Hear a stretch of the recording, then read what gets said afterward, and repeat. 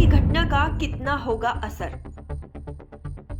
क्या ममता पर भारी पड़ेगा बीजेपी का वार?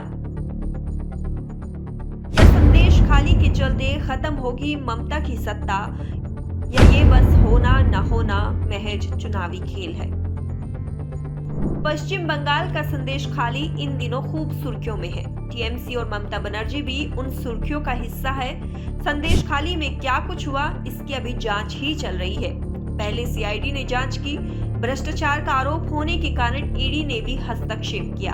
ईडी पर हमला हुआ।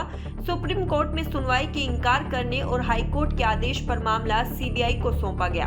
उसके बाद बंगाल पुलिस ने शेख शाहजहां की गिरफ्तारी कर सीबीआई को सौंपी।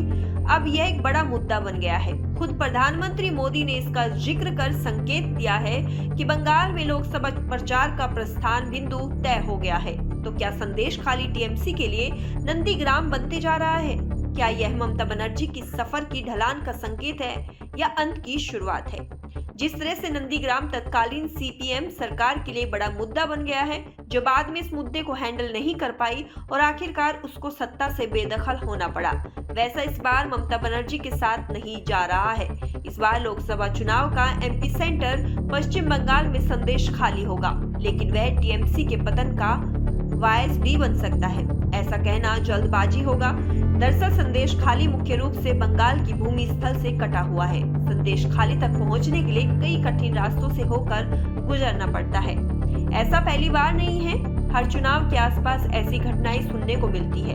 इससे पहले मथुरापुर कांड की घटना सामने आई थी। विधानसभा चुनाव से पहले मूर्ति तोड़ने का भी मामला सामने आ चुका है। हालांकि यह मामला अलग है। भ्रष्टाचार का भी मामला इससे जुड़ा है।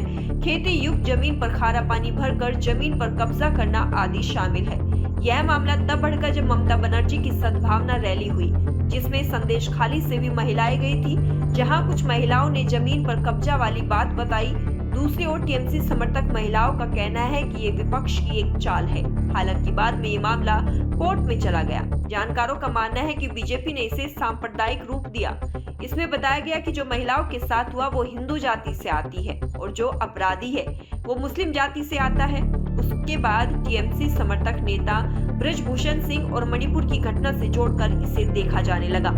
उसके बाद ही मामले ने सांप्रदायिक रंग पकड़ लिया। अगर पार्टी के आधार पर बात करें तो इतनी आसानी से टीएमसी खत्म नहीं होने वाली है। इसको खत्म करना इतना आसान नहीं होगा। जानकारों की मानना है कि संदेश खाली ने एक तरह से टीएमसी पार्टी के चरित्र पर दाग तो लगा दिया। हालांकि इसकी नंदीग्राम से तुलना नहीं कर सकते।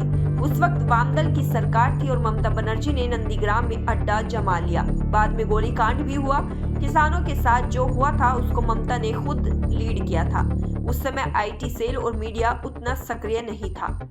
पार्टी की बात करें तो टीएमसी किस प्रकार इन चीजों को मैनेज करती है, विपक्ष को कैसे हैंडल करती है, ये देखना दिलचस्प होगा। जो टीएमसी का वोट कैडर होगा, अब वो डिजिटल हो चुका है। जो आरोप डिजिटली लगाए जाते हैं उस पर काउंटर भी किया जाता है। लेकिन संदेश खाली का मुद्दा एक तरह से बड़ा धब्बा है।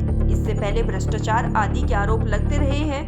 बंगाल में कुछ लोगों की भावनाएं हैं जिनको लगता है कि टीएमसी एक खास समुदाय के लिए ही काम करती है और जो बड़ी संख्या के लोग हैं उनके साथ अनदेखी की जाती है और माना जाता है कि इसमें कहीं न कहीं पश्चिम बंगाल में विपक्ष की भूमिका है।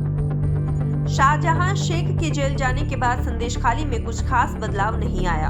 वहां के लोग दो खेमे में बंट चुके हैं। इस मुद्दे को हिंदू मुस्लिम का भी रूप दिया जा रहा है। बहरहाल जो भी हो, वर्तमान में संदेश खाली पूरी तरह से पुलिस छावनी में तब्दील हो चुका है और अब लोग इस मुद्दे पर बोलने से भी कहीं न कहीं कतरा रहे हैं। आगे क्या होगा इसका आंकलन करना थोड़ा सा भी जल्दबाजी होगी।